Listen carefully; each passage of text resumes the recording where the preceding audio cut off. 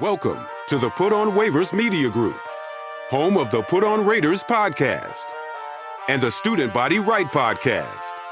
This is your place for the best breakdowns and the best insight for those who fight on and bleed silver and black.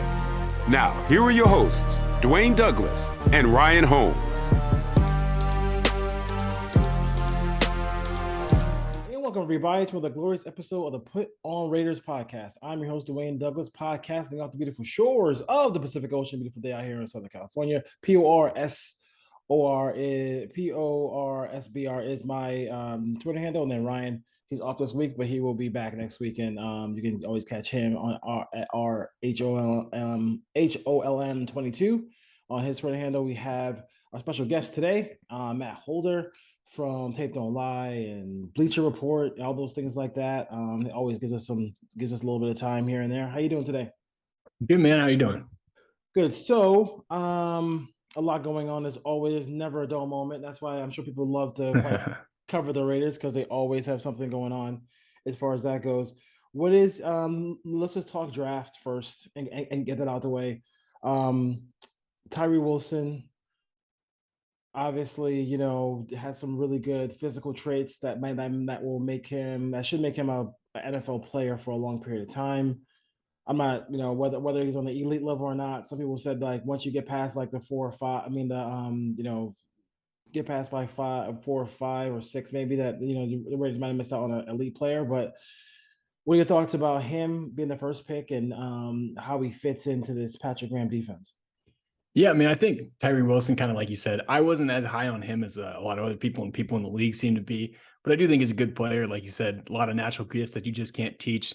Those 35 and 3/8 inch arms are going to be hard to defend, especially when he starts to learn how to use them more consistently. He had a few reps that always just stick out in my mind whenever I'm talking about him, where, he uses the long arm move, and offensive tackles are like T-Rexes out there with their arms just flailing in the air, just nothing they can do about it. And, definitely a physically dominant guy. And but that being said, obviously has some flaws, some medical concerns. I don't even think he's participating in OTAs right now, which isn't a big concern or anything, probably playing it more cautious. But, I'm never a big fan of or never too excited when a guy that is that big has a lower body injury. And, if he wants to play a little bit more, be a little more versatile and play inside a little bit more, he probably needs to add some more weight too, which is a little bit concerning. But again, a talented player that's got a lot of traits that you just can't teach. And I think he's definitely worth, the pick at number 7.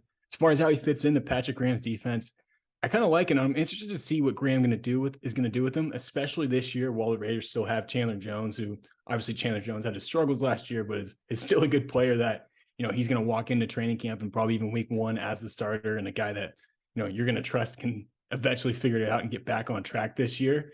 So I'm curious, how they're going to put Tyree Wilson into that rotation with Max Crosby, obviously, too.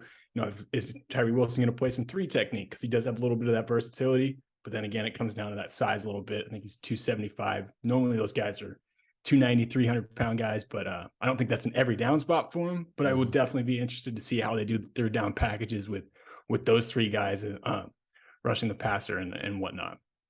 Michael Mayer obviously is just you saw from the rookie picture, he's just a built different, So at the very least, I would think that he would be even the low end would be just a really good red zone target for whoever plays quarterback for the Raiders. So we thoughts about him as a second pick. Obviously, with Waller gone, they wanted to kind of go in this direction, and they got a guy who they really like. Yeah, I mean, Michael Mayer, for me, he was my favorite pick of the draft for the Raiders. A second-round guy, I thought was a guy that was worthy of a first-round pick. Obviously, ended up sliding, and Raiders get a ton of value from that perspective. You bring up the red zone. Michael Mayer had 9 TDs last year. 6 of them were in the red zone. The other 3 came inside the 25. The red zone's been a big, painstaking area for the Raiders offense in the last few years. So I definitely think he's a guy that can come in and at least help fix that issue. When Darren Waller was at his best, he was scoring in the red zone. And what was it, 2021, where he had, I think, 9 touchdowns and 6 of them were inside the 20. So I definitely think Mayer can help out in that regard. A guy that's really good in contested catches too, and can move the ball down the field. Has decent speed, not exactly a burner, but can definitely help. In the run game too. Has a little bit more work to do, I think, in that regard. But, a guy that when I think Josh McDaniels looked at, Darren Waller versus Michael Mayer, obviously Waller's a better player right now. I think Mayer's definitely going to be more complete and probably fits that offense a little bit better, where he can run block a little bit more, whereas that was always kind of Darren Waller's weakness as a converted wide receiver. So yeah, I'm really excited about what Mayer can do. And I love too, a Notre Dame tight end, the most accomplished Notre Dame tight end to ever come out of that school, going to be wearing number 87. The other guy that was really good that played for the Raiders was Notre Dame tight end, Dave Casper, probably one of the best tight ends in Raiders history. So I thought that's a cool little nugget too. He's kind of like carrying on that legacy, being a fellow fighting Irishman and rocking the same number this year. So I'm excited to see what he can do. Yeah. And this is where kind of like, I think the first two picks, say what you want about what the Raiders did, but this is where people get a little bit more, get after the Raiders a little bit. Once you get the third round area. Question real quick before we go to Young and Tucker. Are you a guy who, if you were like doing your draft board, a guy like Jalen Carter would have been off of it? Or because I know the Raiders did have an opportunity to take both players. I'm more of a risk taker as far as that goes, but that's not my job on the line. Yeah. If I take that guy. So I understand why they went this route. What are your thoughts about the Raiders taking Tyree Wilson over Jalen Carter? Well, I think with Jalen Carter, like kind of like what you talked about, like it's easy for us to sit here and be like, yeah, they definitely should take Jalen Carter. I can throw on Jalen Carter's tape and I can tell you, I can see a guy that reminds me of Warren Sapp. I can see a guy that puts on a gold jacket when it's all said and done. Yeah. The biggest thing that I kind of kept harping on during the draft process is, I was at the point where I'm like, whatever they decide with Jalen Carter, I'm going to have to be okay with, because if they take him, obviously though, him being on that top 30 visit and the interviews that they had with him, obviously those went well. And he was able to explain, everything that happened in the couple of months leading into the draft. Yeah. And if they pass, maybe he didn't have a great explanation for it. And maybe they really don't think, and those concerns that we've been hearing about him are valid. So that's kind of where I was at with him. His evaluation for me after the incident where he ended up getting arrested in that legal matter, and then the pro day and all that stuff and all the other rumors, where it was kind of like his evaluation now turns to how that he interviews, which is just something we'll never find out until maybe, years from now. So yeah, I was kind of okay with it. Obviously again, a talented player, and I get it from a PR perspective. We had the Henry Ruggs stuff not too long ago. Obviously Jalen Carter's not nearly as that bad, and not nearly as nearly as the severity wasn't as a little bit less, but a little bit too similar, where I can see Mark Davis stepping in and be like, maybe we go with a little bit in a different direction if you can save me a little bit of a PR move on this point. So yeah, I completely understood them passing on him. Makes sense. I got it, but I mean, the talent is there, and him playing in a high profile, team that's going to probably be in the Final Four or in the playoffs next year with Philadelphia is going to be something that Raider fans are going to say, see. But we've been doing that for years. Byron Young. What kind of player is he going to be, and like, or what do you think he's going to be, and like, what was the thinking here? Because I think a lot of people think that they overdrafted in this spot. Yeah, I mean, I think I had with Bleacher Report, I think I had like a 4th round grade on him, so a little bit of an overdraft from that perspective, taking him in the 3rd. But one thing that I think people maybe don't realize is the Raiders' 2 starting defensive tackles right now are Bilal Nichols and Jerry Tillery. Bilal Nichols and Jerry Tillery are terrible against the run, god awful. That's Byron Young's strength. So at least they got a guy that they can put in 1st and 2nd downs that can hold up and take care of one of their weaknesses on the position group. And then in the passing situation, subbing those other guys, because that's kind of where Byron Young's game is. Yeah. He's really strong at the point of attack. He can get off blocks really well. And that's something that stands out about his game. It's just on passing downs, I don't know how much you're really going to get from him. Yeah. And who knows? He does have a little bit of a switch to him on film that he maybe can, develop a couple moves and get some pressure here and there. But he's definitely going to be a run-first player, especially in the beginning stages of an NFL career. But definitely complements what they have in that position group and fills a need in that they really needed a run stuffer in that defensive tackle room. Yeah, not to mention the guys, the 2 tackles they took before didn't last year's draft didn't really, put on shining tape for us to look at. Tucker, like listen, I mean, this team, you go on the depth chart, there's a lot of wide receivers on this team. And this offense isn't easy to learn. But I mean, here's a guy who I think this is where people were like wide receiver. Linebacker could have been a lot of different places, offensive line, but they went Tucker. They obviously felt like they could not take this guy. What were your thoughts about him? I mean, he's talented, but like, when is he gonna play? And with the new rules of kick returning, like, Yep. yeah, is that era of football. I mean, we've been talking about that for years on this podcast. Like, they're trying to Right. end special teams as far as that goes. Yeah, I mean, it was definitely a head scratcher for me. Probably even bigger than Byron Young. I wasn't too keen on Trey Tucker's game coming into the draft. I've watched a little bit of him. He's definitely a guy that can fly. Definitely a guy that can take the top off a defense. My thing was like, isn't that what they signed Philip Dorsett to do? Yeah. So that's kind of where I'm not exactly thrilled with that pick, especially with that being, top 100, literally the 100th pick of the draft. So I would have liked to see them go in a different direction. But hey, if they get a guy that can be that burner offensively and can help clear things up for Devontae, Jacoby Myers, and Hunter Renfrow, then he can fill a need. And who knows? I mean, Dorsett is 30 years old, hadn't had great years in Houston the last few years. So maybe he ends up making a bigger impact than we realize. But yeah, and then the kick return ability, maybe the 5 kickoffs that he gets to return next year, one of them will take to the house or something, or flip the field. No, we'll see. Exactly. Bennett here, Jacorian Bennett from Maryland, and then you can go on into Aiden O'Connell. I think that's something where people are really, because especially with the Peter King article, we'll talk about that in a little bit. But what are your thoughts about those two prospects? Yeah, so Jacorian Bennett was a guy that I didn't know a whole lot going into the draft, and then I watched his film and fell in love. The guy's a feisty dude who can play press coverage, can go up and make plays on the ball. Even though he didn't have great interception numbers, he had a lot of pass deflections. He's definitely a guy that I think can be really good in man coverage, and especially in press man coverage, which towards the end of last season, that's what Patrick Graham was running a lot, especially when they have a lot of rookies and young guys that didn't quite know the system in the game with all those injuries. So from that perspective, I think he can be really good fit for this defense. Again, love his ball skills, love how aggressive he is, love how physical he can be at the line of scrimmage, especially for his size too. So I was really thrilled with how they with that pick and watching him on film. Aiden O'Connell, I mean, he's got the Derek Carr number, I guess. Now I guess we got to bring that up to spark the controversy a little bit, but I kind of always viewed O'Connell as more of a career-long backup. Maybe he ends up surprising us, but yeah, that was definitely one of those picks where I was shocked, because I felt like most of the discussion around, like, the mid-round quarterbacks that the Raiders might be talking was pretty much Jake Haener or Tanner McKee, and obviously they ended up going with O'Connell. Yeah. I read Dave Ziegler comments about him, thinks they can fit really well in that offense. I mean, we'll see how it goes, but definitely an interesting pick. So. Yes, we heard about the neck up component a lot. That phrase has been talked about a lot with the Raiders. Smith and Bernie here. I mean, he had that you put out. I don't know if you put that clip out against. He was going against the Georgia tight end, where he was just strive for strive and just like ball tipped up in the air.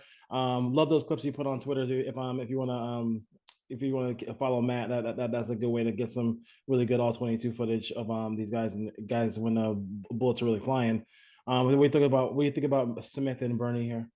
So if Mayer was my favorite pick, Smith might have been my second favorite. He was another guy that I think was slid down the draft board, doesn't have the athletic testing numbers, and that's why he dropped so bad. In fact, his combine was quite honestly awful. I think he ran in the 4.6s. So I think he's got the same speed as Michael Mayer, to put that in perspective for you. So that's not great. But what I do love about his tape is he's instinctual. He reads the play quickly. Like, there's games against Oregon last year. And mind you, Oregon, this was the opening game of the season, and Oregon had gotten new staff. So it's not like this was like, they had a bunch of tape on these guys or whatever that they could have studied. And he's reading plays and jumping balls and making interceptions and having one hell of a game. So that's one of the things that I really like about him is, he's got it. Again, from what we're talking about, the neck up, he's definitely got it. It's just a matter of, can he overcome, his athletic limitations? But hey, that's where those instincts typically can help, is if you can start moving faster than the other guy, you can be 0.2 of a second slower. That's going to be all right. With Bernie, a guy that I was a little surprised about that when they took, I thought he was going to be more undrafted when he was coming out. But like you said, like, there's a clip of him with Brock Bowers running stride for stride down the field. Brock Bowers probably going to be a top 10 pick next year. Yeah. And one heck of a tight end, was so good that Darnell Washington was overlooked at Georgia this past year. So Bernie's definitely going to be a good guy in coverage. His run defense is we'll say this, it's a major work in progress. But he can definitely be a guy that can come in and come in on those third downs and almost be like that hybrid safety type, which is his background at Florida. So yeah, definitely a couple picks where, one guy in Smith that I was really stoked about that they got. And then Bernie have a lot of upside in it with him in coverage, just a matter of if he can start to put it together on those rundowns. Let's see, Jade Silvera here. I mean, the clip of him squirting the water bottle at Caleb Williams. Let's hope that's not a lot of his highlight. But is he a guy who we're looking at as one who can do is a pass rushing defensive tackle, or did the Raiders get another guy who can help with against the run? Another guy that I think can definitely help against the run. Okay. A little bit more of a penetrator than Byron Young was. Byron Young's a little bit more of engaged and stack and shed. And whereas Silvera is more of a guy that's going to shoot the gaps and kind of cause disruption that way. So yeah, Silvera is another guy, good tape, was disruptive in the middle. I think Ziegler was talking about they had like a 5th round grade or something like that, or thought he would go around there, ends up falling to the 7th. So why not take him? But yeah, definitely more of a run defender, probably has a better bull rush than Young, still not great. But yeah, definitely another guy that in the 7th round, he's worth taking a flyer on. Yep. He can, like I said, he can, live in the offense's backfield and cut the field in half. It's just a matter of, again, is he going to be, one, big enough? Because I think he's a little bit undersized for the position, and 2, can he start to develop the pass rush moves? But that's what Tillery and Nichols are there for right now. We're here talking to Matt Holder, Bleacher Report, and Tape Don't Lie. Check out that YouTube channel as well.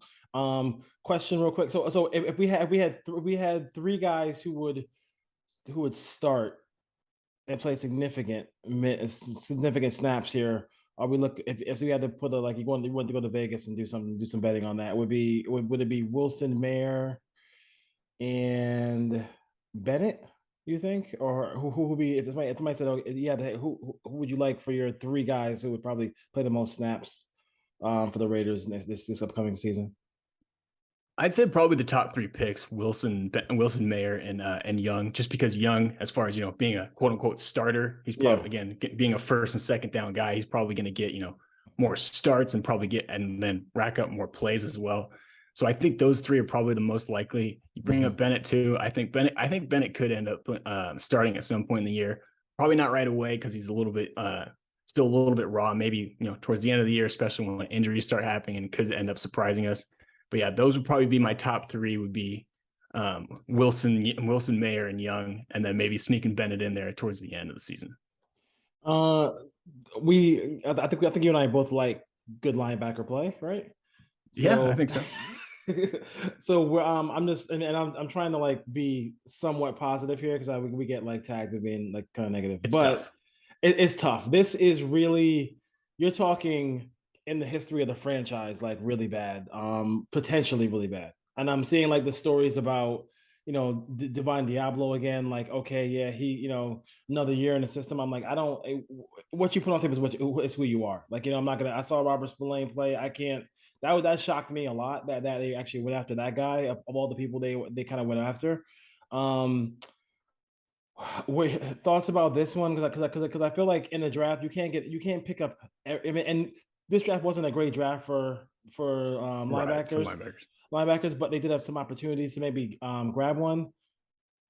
What are your thoughts about this linebacking core? I know Raider fans want to trade, for Patrick Queen, and trade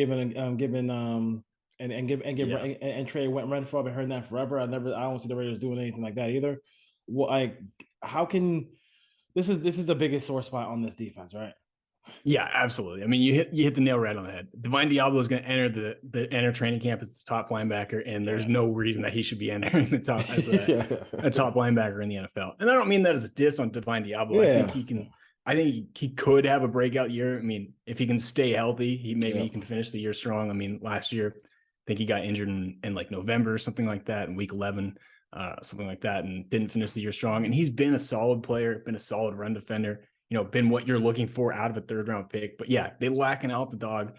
And I mean, Spillane, again, solid player, but like not exactly what you're hoping for. I would have liked to see them target a guy like Drew Sanders in the mid rounds of the draft, maybe taking Sanders in Young's spot. And then obviously you hope that Young's still around, but maybe taking him at that number 100 overall. But no, obviously not how it played out.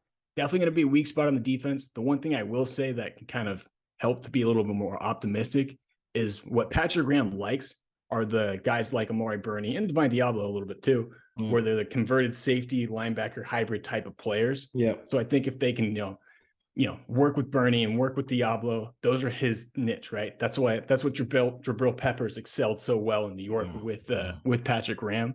So I think you're going to see probably a lot of dime from the Raiders, meaning one linebacker on the field. They're obviously going to be, their base is going to be nickel, which is just 2 linebackers. So I think that's the biggest thing. Hopefully Luke Masterson or Darian Butler, or both of them, maybe they take the next step this year too. But yeah, it's definitely going to be a rough position group. The guy that I wouldn't sleep on that maybe ends up shocking us is Drake Thomas, who's an undrafted free agent out of NC State. If Drake Thomas were 2 inches taller, he would have gotten drafted. But he's about 5'10" and not exactly the biggest guy in the world. But I was at the Shrine Bowl for him, and I didn't know anything about him going into it because I kind of just overlooked him because of his size. And he made me pay attention. He makes a lot of plays. He can play against the run. I think last year he was like the PFF's 4th highest graded linebacker against the run in all of college football, for what that's worth. So he's a guy that I wouldn't sleep on, and definitely would want to keep an eye on during training camp in the preseason to see if he's making plays, because I think he could surprise some people. Again, undersized, and I think if he were bigger, he would have been drafted. You mentioned some undrafted free agents, and that was like my next question. Is there a couple guys you like in that room? Because 2 things they didn't do was kind of do anything with the offensive line, and they didn't do linebacking. So is there anybody? But I know they did some offensive line work in the undrafted free agents. Yeah, I mean, like you kind of hit the nail on the head. I mean, like I was just talking about with Drake Thomas, I think he can be a guy that could surprise some people in the preseason and hopefully maybe get some reps down the line if he ends up making the roster. McClendon Curtis is another guy that I'm intrigued by. Was really good at UT Chattanooga last year. Obviously, when we talk offensive line, what we're really talking about is the guard spots, right? Jermaine Illuminor was solid last year. Colton Miller, we know, is a stud. We're really talking about those interior 3 that are kind of the problem for the Raiders. Alex Bars. Yeah, Alex. Don't. I know. Alex Bars is a curse word for me, man. You can't bring up Alex Bars around me, man. I get frustrated too, man. I get frustrated too. It's funny, but yeah. So yeah, but on that point, like the Raiders don't really have a right guard that you can sit there and say this guy's a starter. So if you're an undrafted free agent like McClendon Curtis, who's coming into a situation, this is what you want. Not only can you have a chance to make the team, hell, you might be able to start with a good camp. Exactly. That's probably unrealistic. But again, this is the situation that is perfect for him to be able to come in and make an impact right away. Yes, no, we will not be getting Alex Bars jersey anytime soon. So anything as far as like the Peter King thing, did it surprise you that they were almost like happy that these quarterbacks were not available? Or I'm sorry. Did it surprise you that they were so like happy the quarterbacks were going ahead of them, so players would drop down and they weren't even looking at one of these quarterbacks? Is that because like it seems like that's the way the league is going, right? Even if you draft a Zach Wilson and you have to turn it around and go get somebody else like Aaron Rodgers, like teams want to get a rookie quarterback on a rookie deal and build the team around them for financial flexibility, all those things like that. That's the way you team build now. The fact that they didn't want to do that, does that surprise you or like worry you, or like because Jimmy G's already right now getting foot surgery, so here we go.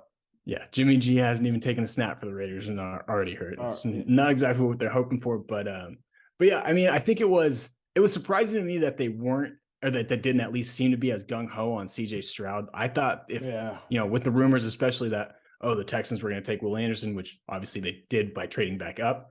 I thought that was a guy that maybe if he ends up sliding past two that they might try and go after, but it doesn't quite seem like that. So I would have thought they would have been more aggressive with Stroud. Yep. Richardson was a guy that I always loved. I mean, I would have loved it if they would have taken him just because of the potential alone. Yep. But again, like with Richardson, he's another one of those guys where he's polarizing. Like you can understand why they wouldn't want to take him, why any team wouldn't want to take him, because guy's a 1-year starter, wasn't the greatest year that's this past year, definitely has a lot of stuff to work on. So when you're talking about, you know, that Super Bowl window or anything with the rookie contract, usually what helps that is when the rookie can play right away. Yeah. And I think everyone was agreement that that's not what Anthony Richardson was. So I understood that from that perspective. It was just the biggest thing that was, you know, head scratching to me was that, again, that they weren't as aggressive with CJ Stroud and that they were kind of locked in, it seems like, a little bit on Bryce Young, that Bryce Young was going to be their guy. And if by any chance or any miracle that he might slide, that he would be the one that they would trade up for, especially just given McDaniel's history. And, you know, you go back and look, and he always has preferred bigger quarterbacks. So that was kind of the most surprising to me. Yeah. But I do think a little bit, and we've heard a little bit of not necessarily specific to the Raiders, but other teams already kind of looking ahead towards the 2024 quarterback class, which from what I've seen so far, I'm about 5 players into it deep. It's pretty freaking good, and it's got a lot of guys with that can make plays on the run and kind of play that new age football, like we're talking about with Caleb Williams, and Drake May kind of falls in that category too. Bo Nix a little bit, a lot of strong arms too, a lot of arm talent that I think you can see. So I can, going back to Anthony Richardson, where yes, Anthony Richardson's got a strong arm, but is a project.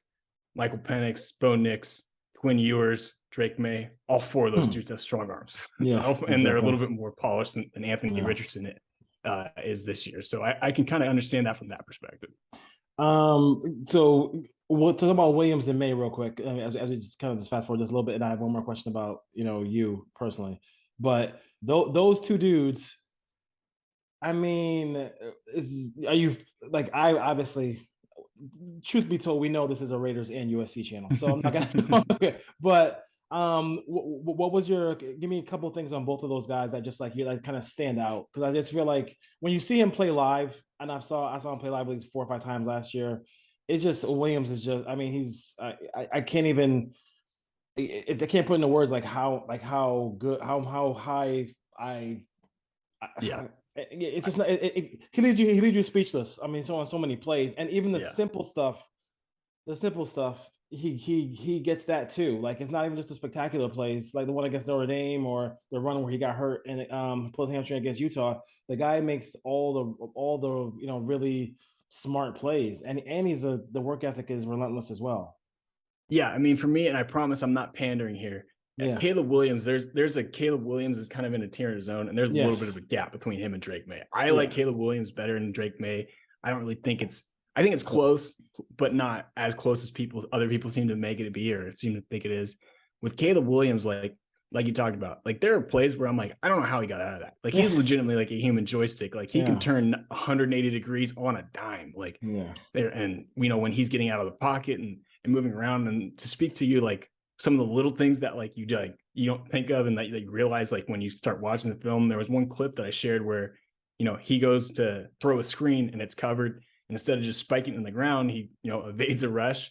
And then on top of that too, he's got a receiver open, but he also realizes this is a screen, so I've got linemen downfield. I can't throw it, so I've got to run. And then he's athletic enough to also pick up the first down with his feet. And it's just plays like that where you're like, okay, not only are you a freak athlete, but you've got it up top too. And his mental processing and how he operates from within the pocket too is really impressive. He, you know, you can see him working through his read. You can see him looking off a guy. And I think part of that is a big part of what, or speaks to what Lincoln Riley's been able to do. I mean, Lincoln Riley might have in the last 20 years, does anybody have a better resume as far as developing quarterbacks than Lincoln Riley? Like, guy's got like 3 Heisman Trophy winners and a runner-up or something like that. So that's one of the things that's really stood out about him. I will say, I mean, of the 5 guys I've watched, Williams probably has the weakest arm. Not to say that he has a noodle or anything like that, but you know, those other 4 guys just have hand cannons and everything. I think Drake May is a little bit better of or has more arm strength. But that being said, I think Williams is better at getting through his reads, working through his progressions, and of course, is more athletic. May is a lot more linear. He can run. He can definitely find some lanes, but he's not going to make anybody miss in the open field, right? Whereas Caleb Williams, he'll he'll change directions on you 4 times before and make your head spin while you're trying to tackle him. So I think that's definitely, the best way I can sum those two guys up is May definitely has more arm talent, but Williams right now is the more complete project. And I'll take a guy that, I could put in the weight room and get his arm a little bit stronger than versus someone who maybe isn't quite there yet as far as processing and doesn't have nearly the athleticism that Williams has. So when like a rookie goes into football and he puts his jersey on for the first time, that's like a big moment for them, right? So Right. like, what was it like for you to go? You've been at it for a little bit, and then you finally get to go to the combine and do that stuff. And the first time you put that press pass on, and like you're all the guys you watched on TV, you're walking by now. Like, you know what I'm saying? Yeah. So like, I mean, and I know some people want to go in that direction with their careers and like would love to do it. Like, what was your thought process with that? How was like, I mean, how cool was that to kind of get those things lined up for yourself?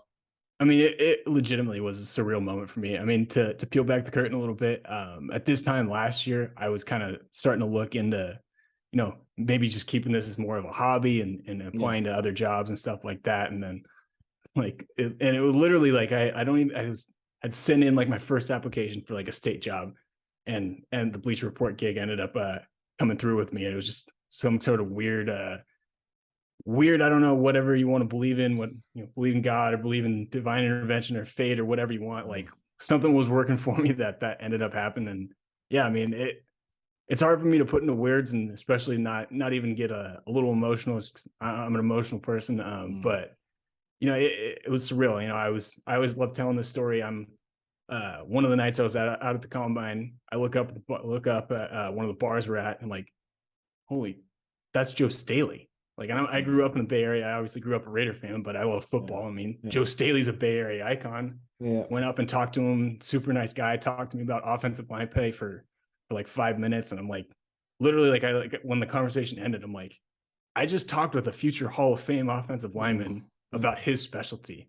Later that same night, we're out at a different ber, and I look up and there's Von Miller. I'm like, this is just unreal. And then as we're, walking through the podium and actually at work, not just, out drinking and whatnot, there's Ian Rappaport's walking by in his little platform shoes that are about this thick.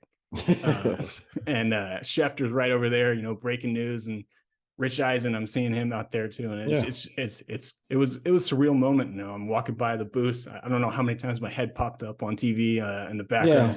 One of those guys. So I appreciate you letting me share that. But yeah, it was a surreal moment. Definitely one of those vindication moments where you're just like, man, I've kind of made it a little bit here. I've all the work I've been putting in over the last few years, all the late nights, made it all worth it. So yeah. And especially, folks, when you do get to this moment, you got to know where to stand, because Matt is standing in the right spot right next to Josh McDaniels. So that's what that picture, that video was always you're enshrined in that video forever. There you go. So yeah. Good to go. All right, Matt, thank you for joining us here on the Put On Raiders podcast. You guys do a great job. Take don't lie. And we'll always definitely check you out on Bleacher Report as well, man. So take care, brother. No problem. Thanks for having me.